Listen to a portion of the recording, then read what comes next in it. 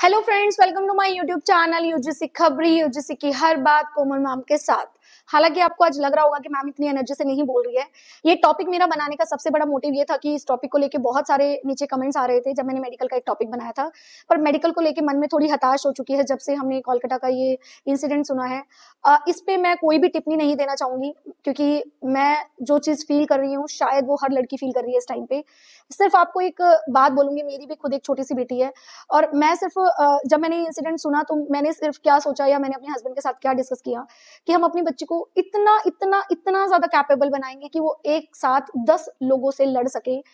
उनको karate, judo जो सिखा सकते हैं ना, हम वो सिखाएंगे क्योंकि हमने देख लिया सोसाइटी कैसी है और उसकी सोच कैसी है। अगर हम उस सोसाइटी को बदलने की कोशिश करेंगे तो शायद हम नहीं बदल पाएंगे जब तक वो बदलना नहीं चाहे। हालांकि हमें कोशिश करनी नहीं छोड़नी चाहिए, ठीक है, हम कोशिश करना छोड़ेंगे भी नहीं, लेकिन उसके साथ साथ हमें अपने आप को और ज्यादा स्ट्रांग बनाना होगा। अपने आप को इतना कैपेबल बनाना होगा कि किसी की इतनी हिम्मत ना रहे कि वो कुछ इस तरह का कर दे। तो मैं आप सभी लड़कियों से यही बोलूंगी कि इतना अपने आप को कैपेबल बना दो, इतना कैपेबल बना दो कि साला किसी में हिम्मत ही ना हो कि आपका एक बाल भी बांका कर सके। ठीक है, तो बहुत ज्यादा और टिप्पणियां नहीं दूंगी, अदरवाइज कुछ और ही बात में हम चले जाएंगे। आज के टॉपिक में हम स्पेसिफिकली 5 ऐसे जो कोर्सेज हैं वो डिस्कस करने वाले हैं जो हाईली नीचे कमेंट्स में पूछे गए हैं। और इससे रिलेटेड जो स्टूडेंट्स का डाउट है, मैंने एक इंडिविजुअल वीडियो ना बना के एक ही कलेक्टिव वीडियो में बनाया क्योंकि बहुत थोड़े से भी बच्चों को समझ आ जाता है। एक्सप्लेन करूंगी, वीडियो लंबी हो जाएगी तो मजा नहीं आएगा स्टूडेंट्स को। तो आज की टॉपिक को बहुत ध्यान से सुनना क्योंकि टॉप 5 ऐसे कोर्सेज है जो कि आप लोगों को करने, अगर आप सोच सकते हो और उसमें से क्या नहीं करना चाहिए और क्या करना चाहिए, वीडियो के एंड में डिस्कस करेंगे सो दैट आपको क्लियरली एक थॉट आ जाए आराम से। तो सबसे पहले हमने रखा है BOMS, जिसको bachelor of ophthalmic medical science बोलते हैं।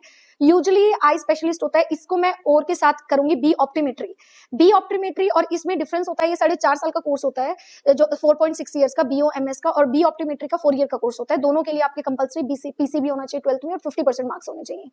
इन दोनों में डिफरेंस क्या होता है जो आपको समझ आ जाएगा। BOMS एक डॉक्टर लेवल की जॉब है, लाइक आप सर्जरी करते हो किसी पेशेंट की अगर आई प्रॉब्लम होती है और आई प्रॉब्लम को डायग्नोस करने के बाद आप उसकी सर्जरी लेवल तक करते हो, उसको मेडिकल साइंस देते हो, उसको आप उसको मेडिसिन देते हो। अगर हम बी ऑप्टोमेट्री की बात करें, ये जस्ट ये देखता है कि किसी भी कैंडिडेट को किस तरह की आई प्रॉब्लम है। आई प्रॉब्लम को डायग्नोज नहीं कर सकता, आई प्रॉब्लम को जो डायग्नोज करता है वो बॉम्स जिसने BOMS कर रखा हो वही कर सकता है। ठीक है, this is the basic difference. अगर मैं बात करूं पे स्केल की, जो BOMS वाला है वो 6 to 8 लाख का एवरेज पैकेज ले लेता है, लेकिन बी ऑप्टोमेट्री वाला जो है उसका पैकेज 4 to 8 लाख का होता है। ठीक है, वो 6 to 10 का और ये 4 to 8 का। इसके बाद सेकंड नंबर पे है BSc OT and AT। OT मतलब ऑपरेशन थिएटर एंड AT मतलब एनेस्थीसिया टेक्नीशियंस। तो BSc OT एंड AT का काफी स्कोप है। ठीक है, सर्जरी जब कोई भी जो डॉक्टर है वो सर्जरी करते हैं तो सर्जरी से पहले की जो तैयारी होती है वो BSc OT और AT की जो करे हुए जो कैंडिडेट है वो करते हैं। यूजुअली 3 इयर्स का कोर्स होता है और इसके लिए भी 12th में PCB होना कंपलसरी है।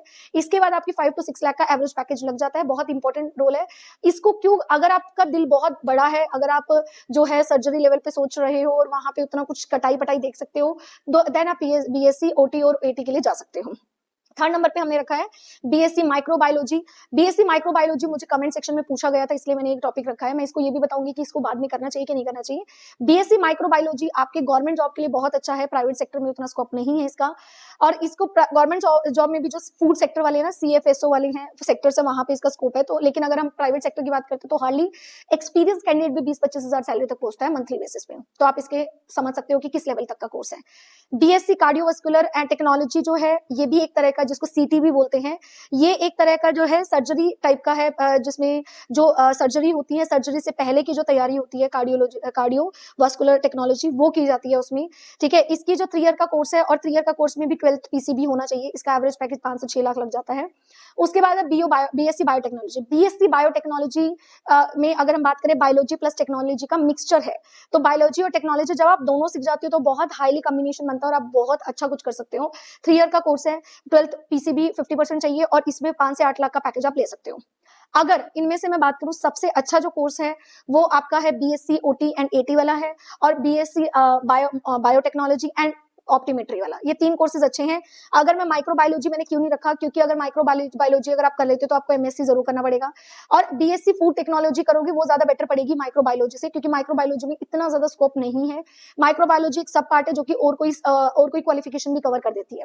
तो I think this is the most 5 courses जो कि नीट के बाद या डॉक्टर के बाद कोई भी रिकमेंड करता है कि ये सब होनी चाहिए, बीएएमएस बीएचएमएस के बाद कुछ कोर्सेज जो होते हैं, बी फार्मा जो बेसिक कोर्सेज है वो तो सबको पता है, ये कुछ अलग है जो आपको पता होना चाहिए। और इनमें से किसी कोर्स को लेकर अगर आपको कहीं सीट देखनी है पंजाब साइड पे, तो 1-2 कैंपस में कुछ सीट्स हैं, उसके लिए आप गूगल फॉर्म फिल कर सकते हो। तो इस वीडियो को ज्यादा से ज्यादा शेयर कर दो, सो दैट बहुत सारे स्टूडेंट्स को ये वीडियो अच्छी लगे और वो देख भी सके, अच्छे से नॉलेज ले सके। Thank you so much, bye bye.